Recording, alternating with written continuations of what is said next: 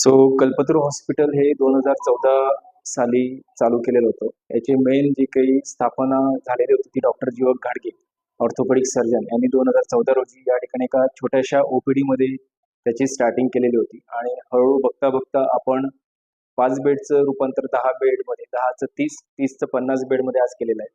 So Kalpataru hospital हे 50 बेडचं hospital आहे. पहिले आपल्या इथे फक्त सिंगल स्पेशालिटी ऑर्थो ॲक्सिडेंटच्या केसेस या ठिकाणी केल्या जात होत्या. पण हळूहळू या एरियातील आणि कल्याण शहरातील आणि आजूबाजूच्या गावातील लोकांची गरज बघता या ठिकाणी मल्टीस्पेशालिटीची एक गरज होती. म्हणून आम्ही आज मल्टीस्पेशालिटी हॉस्पिटल या ठिकाणी त्याचं रूपांतर केलेलं आहे. सो या कल्पतरू हॉस्पिटलमध्ये आपण या क्षणी प्रायव्हेट 30 हेल्थ केअर इन्शुरन्स आपले ते एम्पॅनल्ड आहेत.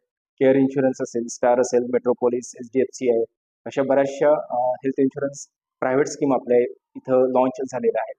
या व्यतिरिक्त महात्मा ज्योतिराव फुले आरोग्यदायी योजना, प्रधानमंत्री जन आरोग्य योजना, आयुष्यमान भारत योजना, मुख्यमंत्री वैद्यकीय सहायता निधी यासारख्या शासकीय स्कीम सुद्धा 26 ऑक्टोबर 2025 रविवार रोजी या ठिकाणी चालू झालेल्या आहेत.